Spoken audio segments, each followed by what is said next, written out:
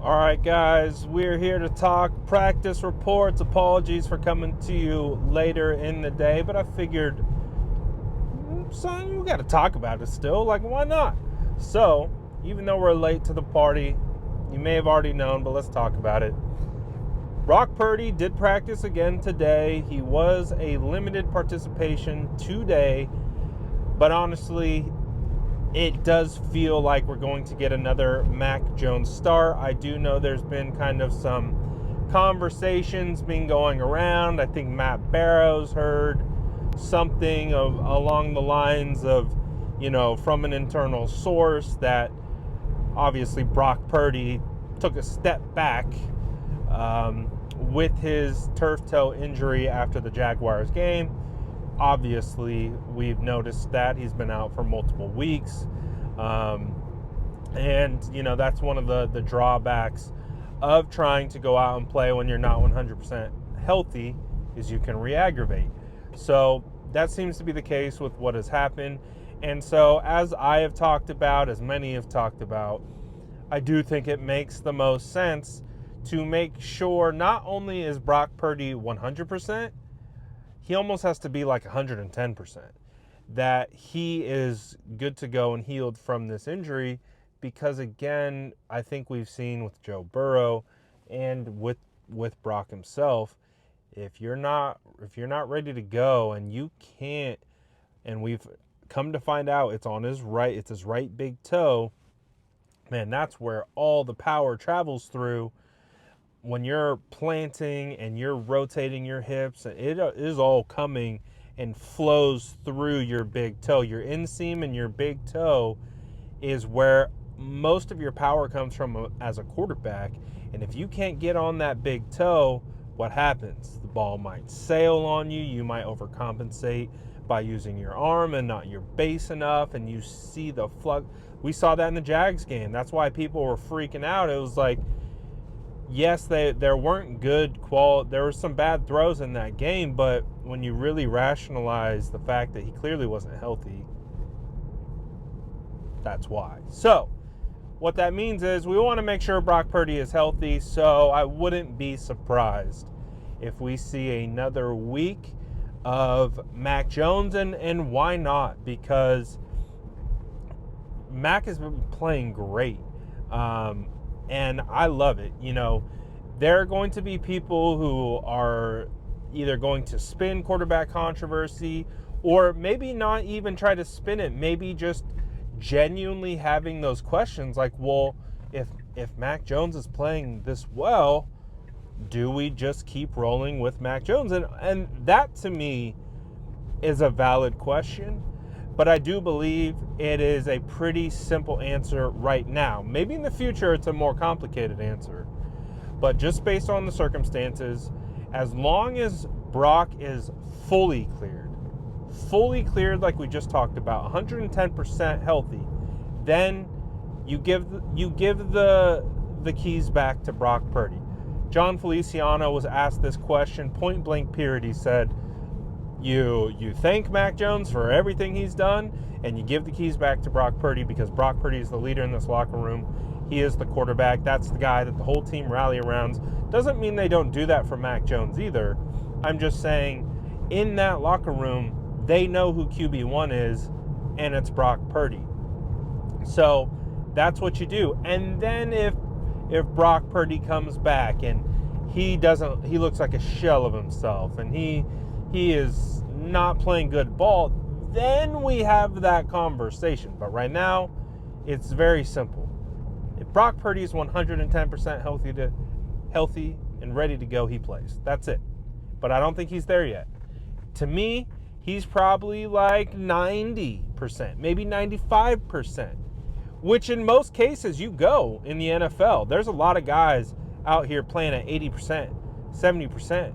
Because that's just how you're wired as a football player. You play through injury. You play through being hurt. The only times you don't play is if you physically can't go, or you're concerned for a potential larger injury. So that's my take on that situation. So we'll see.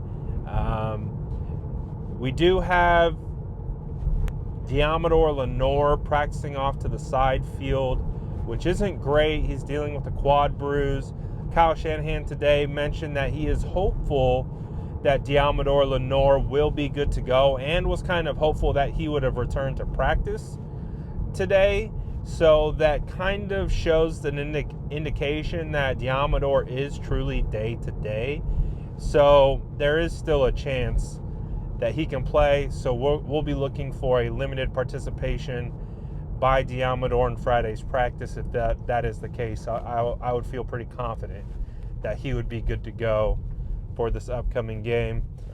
Good news is Upton Stout and Renardo Green went from a limited participation yesterday to a full participation today. So those guys look like they're cleared and good to go. So that is good news.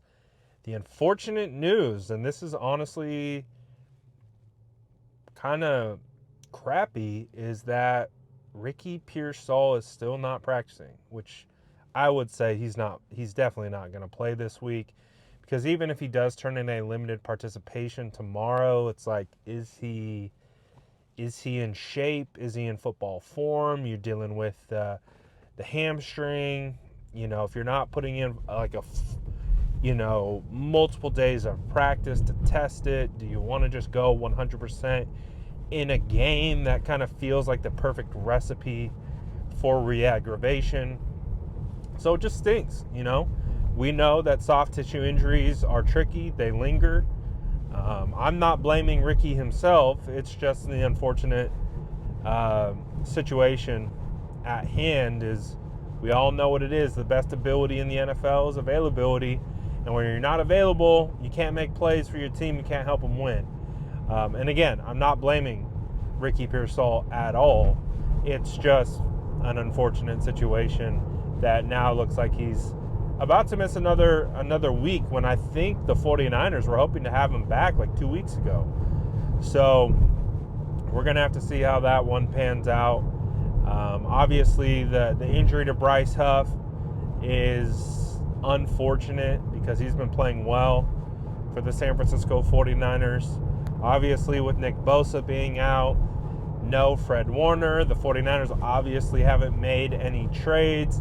Even if they made any trades, I would be skeptical that player would be up. That not everyone is a psychopath like Christian McCaffrey, who gets traded, I believe, on like a Thursday night, and then is at practice with their new team the following day, and then playing significant snaps that following Sunday.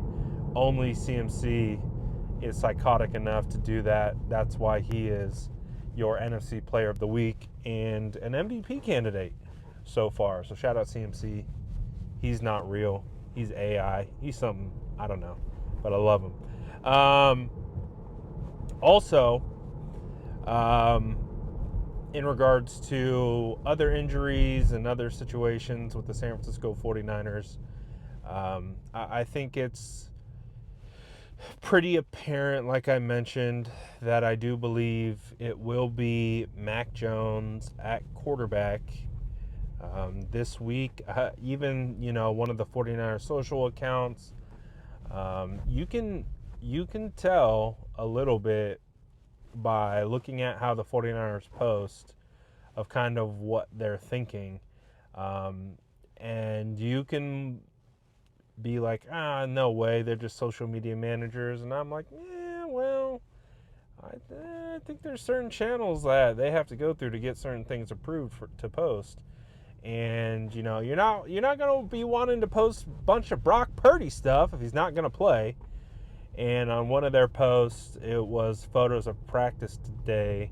And the very first post is Mac Jones. About 4 photos in, it's Brock Purdy. And